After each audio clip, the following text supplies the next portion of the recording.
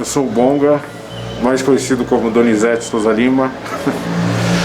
Sou morador de Caieiras, Laranjeiras. Estou aqui há mais de 40 anos. Também já passei dos seus 45. E, bom, já estou um tempinho aí dentro da cultura hip hop e pintando os muros, fazendo as produções, ajudando a cultura aí como eu posso.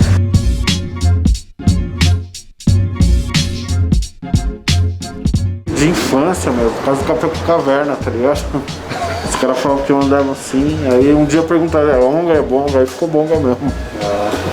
Ficou o nome já artístico aí, né? Já. Eu cheguei em Caieiras no início dos anos 80. Eu fui morador da divisa da freguesia do Oca Brasilândia, né? Famoso ali perto do campo da Fazendinha, da Estrada do Sabão. Então vivi ali até meus 7 anos, antes dos 7 anos, né?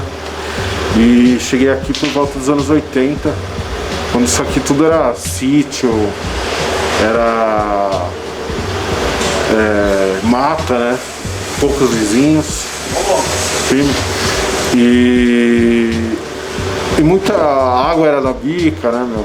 Animais silvestres, então era uma infância meio, como eu posso dizer, meio de sítio, né, cara? Assim, era outra pegada, né? Mas eu acho que me ajudou a ser um ser humano melhor, assim, né, meu? Brinquei, diverti bastante, caí, machuquei, quebrei braço, fiz tudo isso aí como qualquer outro moleque. Mas com muita coisa de um lugar que sempre foi muito periferia, né, cara? Assim, a gente veio conhecer asfalto aqui quando eu tinha 14 anos de idade. Sei lá, acho que a primeira vez que eu vi um telefone comum, eu já estava perto dessa idade não, já era quase 16 anos e o telefone era de ramal, né, cara? Todo mundo dividia um telefone só. O vizinho mais perto para socorrer de carro era um cara que fazia um corre-sol para todo mundo. Então a gente conviveu essas coisas. Quando não tinha o hospital, a gente tinha bezedeira, né, meu? Então a gente tem essa lembrança de meio rural, meio interior, meio quebradona mesmo, afastada, né, meu? Você tinha que ter 2 tipos de tênis, um para chegar até o começo da área lá para jogar escondido na mata e outro para ir pro centro, tá ligado? Quando eu comecei a trabalhar, os caras do trampo me chamavam de pé de barro, tá ligado? Eu catava, o barro ficava seco, acabava com a sessão inteira, onde eu pisava, tá ligado? Então eu acho que isso te molda bastante, né, mano? Assim, eu acho que tô aqui já há mais de 40 anos, cara. Vi tudo isso aqui crescer, desenvolver. Isso é parte de mim, como se a área também, eu sou parte dela, né, mano? Não tem como ser diferente. Eu sou um cara tradicional, né, meu? Do desenho da pranchetona, de desenhar com meu lápis, de ter minha lapiseira que, claro, eu perdi ela, mas eu ganhei uma outra. Tinha lapiseira há mais de 20 anos. Então, é aquela coisa muito tradicional. Eu comecei tentando copiar alguns brinquedos que eu tinha, né, cara? Meu pai rascunhava algumas coisas de como é que era a estrutura de uma casa e eu comecei a copiar um pouco isso. Mas eu tentava reproduzir o que eu tinha, né, assim, algum brinquedo, alguma coisa. Nunca fui muito fã de reproduzir desenho de quadrinho, de HQ, acho que é por isso que eu não desenvolvi um traço tão legal. Sou meio crítico com o meu trampo também. Mas eu acho que esse lance do desenho, ele vem se desenvolvendo comigo na rua quando eu desenhava, por incrível que pareça, eu desenhava no barro. Às vezes pegava uma vareta e desenhava, reproduzia umas coisas grandes. Tinha um camarada que é bem conhecido que me acompanhava, às vezes veio fazer esses desenhos, que era um jogador, o Marcos Assunção.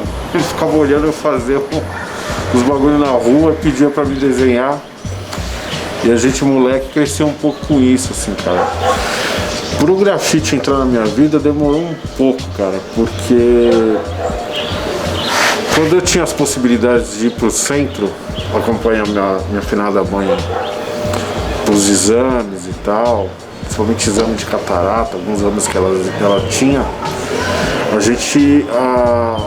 a estrutura de chegar até a Paulista, por exemplo, daqui era coisa de 3 horas, cara, absurdo. Então você tinha que pegar um puta ônibus, que tinha um único ônibus até a Lapa. Da Lapa, às vezes tinha o Ana Rosa, ou um outro ônibus que atravessava o centro inteiro, então você gastava umas 2 horas de busão. E aí você tinha a possibilidade de passar no túnel da Paulista. Então você vê os primeiros trampos dos anos final de 70 para 80. Não, final de 80, assim, meio de 80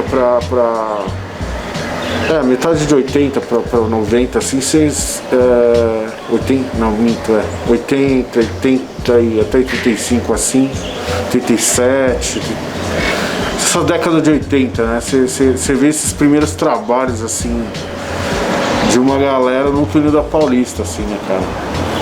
Então eu lembro de ver trampo de muita gente, assim, mas muita gente também eu acabei vendo quando a gente pegava o trem para visitar minha tia no ABC, em Santo André. Então o trem pegava de Jundiaí até Rio Grande da Serra, então ele cortava as estações todas até a Zona Leste, né, até o Grande ABC.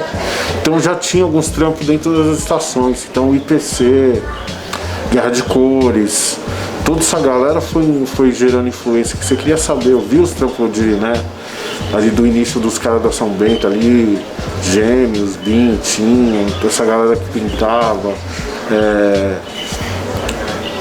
muita gente que tava ali pelo Centro Pac Cru e tal. Então isso foi me influenciando até a chegada do breaking, né, no Brasil, né? Claro que eu não tava nessa geração de São Bento e tal, mas a explosão da mídia para essa coisa foi muito forte.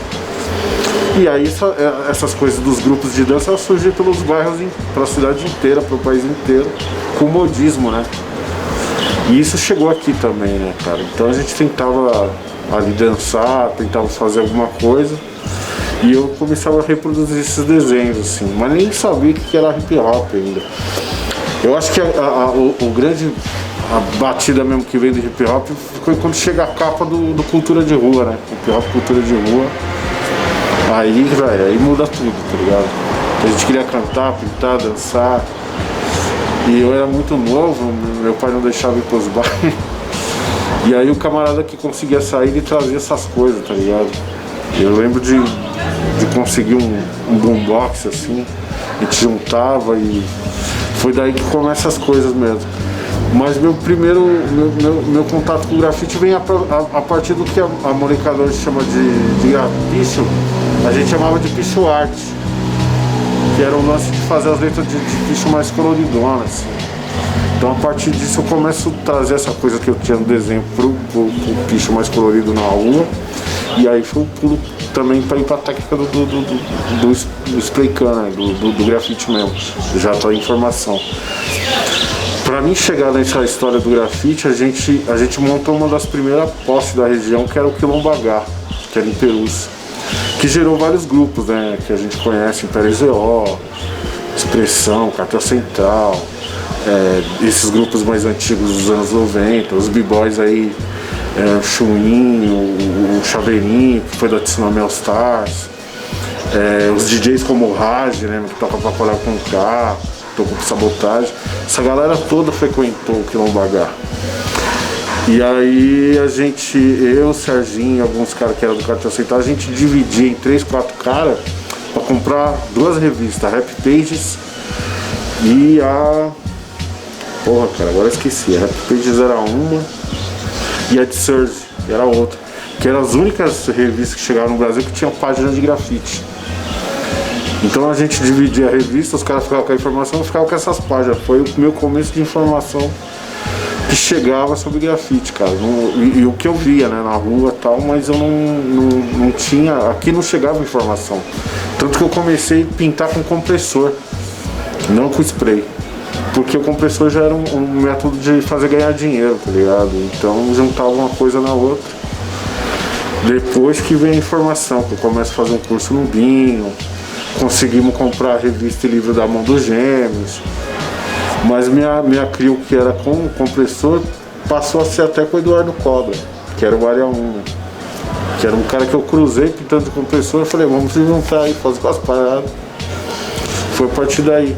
Mas isso, antes disso, eu tive muito tempo com grafite, com outras coisas, até pintar hoje, como eu conheço por gente, né? Cara, foi um pôster que tem um camarada, um amigo que não pinta mais, que foi o cara que fez duas grandes obras do hip hop brasileiro, que é o Case Creator. O Case fez 2 livros, né, que é o Hip Hop Cultura de Rua, né, ele lançou de forma independente, contando a história do São Bento.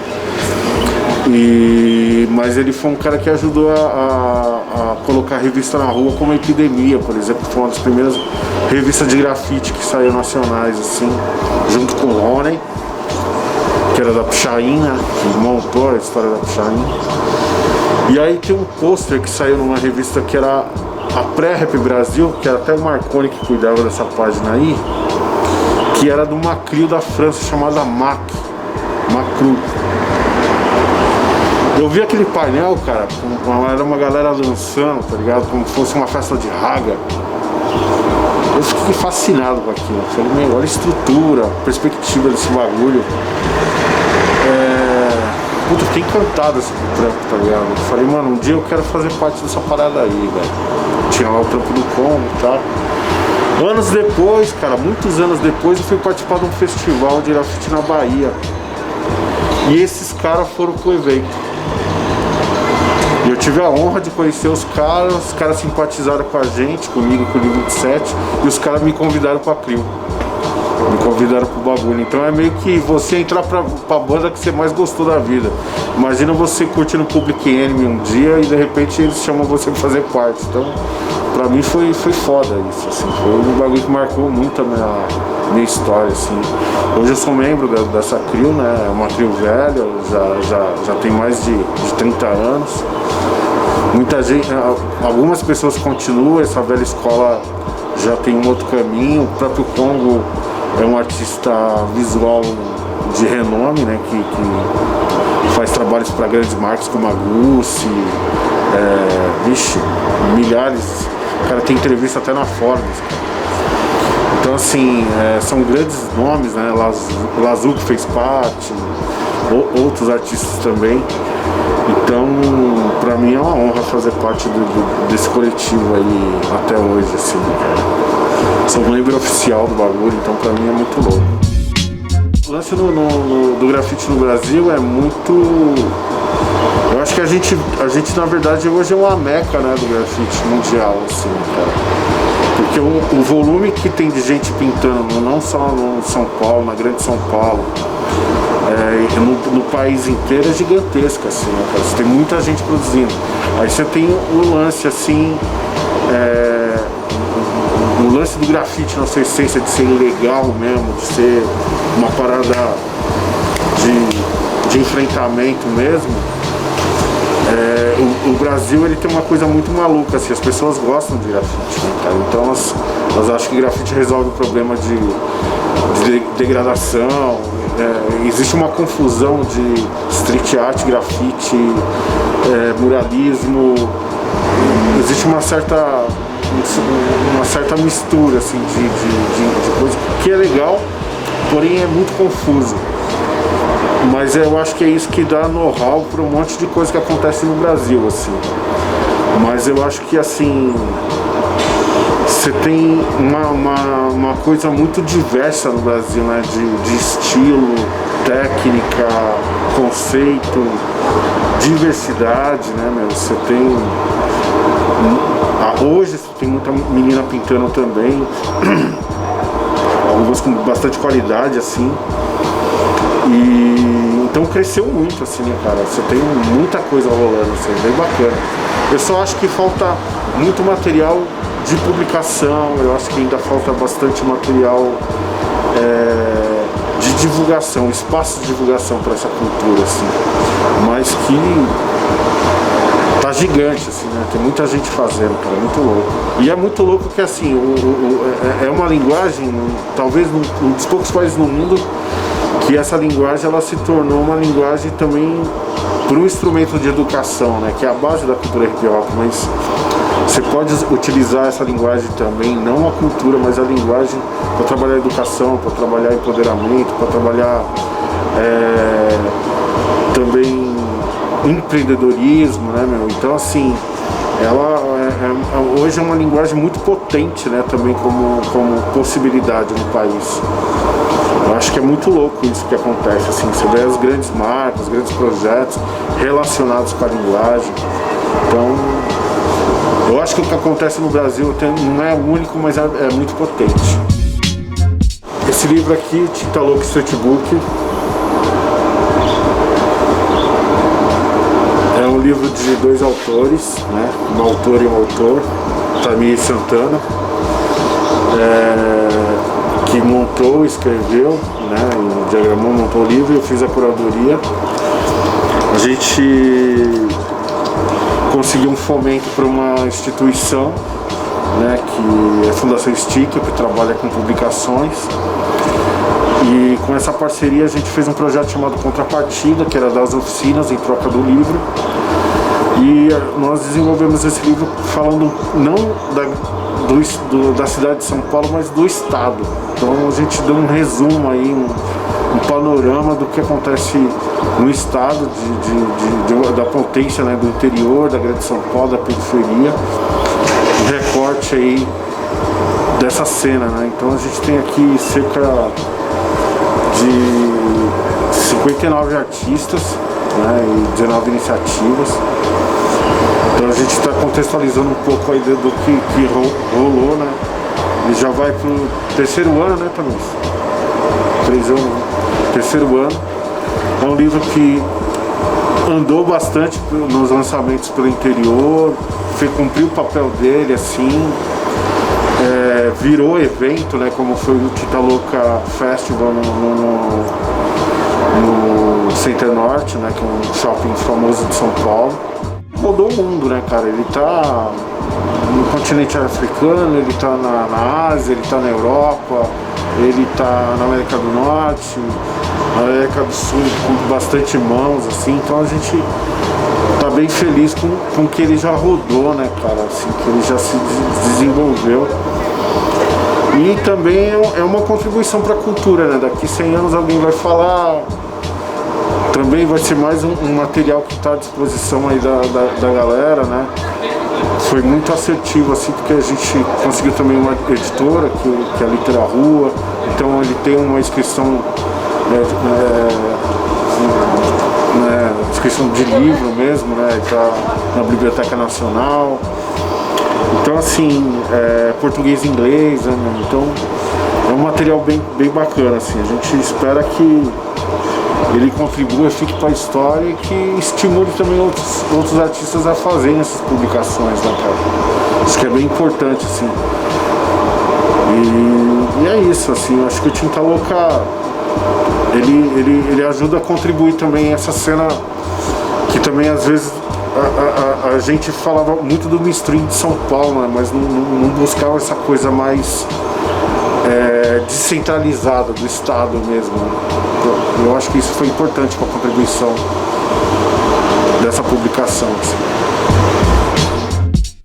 Você tem duas situações. Eu acho que o que aconteceu com a questão de São Paulo com a cidade cinza, como foi se colocado, né, de apagar os trabalhos e tal, é entender que isso era só um pano de fundo para outras coisas que estavam acontecendo no momento, né? Sejam votações, sejam mudanças de projeto, seja tirar o foco disso para outras situações, que eu acho que é o que realmente foi a intenção, né? Que nada tem de terrível assim, que o grafite causa tanto problema para uma cidade, como a violência, como a falta de estrutura mesmo, com as questões que a gente tem, né, de saúde, enfim, com as questões sociais todas que tem, o grafite não é nada, cara, assim, não causa nenhum problema, nenhum dano tão potente nesse sentido para ser o maior problema naquele momento. Por outro lado, velho, entender que o processo também da cultura urbana, do grafite, da street art, ele é um processo efêmero, né? Ele é um processo que você uma hora tá na rua, mas daqui a pouco já foi embora, tá ligado? Não é pra sempre, ele é transitório. Então eu acho que a gente também tem que tomar um cuidado pra gente não se apegar a um bagulho, tá ligado? Porque você apagou, mas o tempo é apagar, o artista é apagar, só vai cobrir, sabe? A própria rua, ela ressignifica as coisas. Então eu falo assim, você quer uma coisa pra durar, você compra a tela, velho, tá ligado? Porque o mundo não vai durar, e ele é isso. Soa assim, mas é real, tá ligado? E eu acho que a gente tem que parar de... O Estado, ele tem que respeitar o artista, esse... Né, ver essa questão da arte com maior entendimento, porque a gente também é o pagador de imposto, a gente também é o contribuinte, né? Então, ver com mais respeitabilidade as paradas, assim, eu acho também. Só que é isso, assim, a gente vive num processo efêmero, né? Que vai, volta, vai, se apaga e se ressignifica. Então a gente tem que entender o processo das coisas também. Eu acho que uma coisa importante também é entender qual é o papel que você entende quanto arte também, né, cara? Se você tá para ser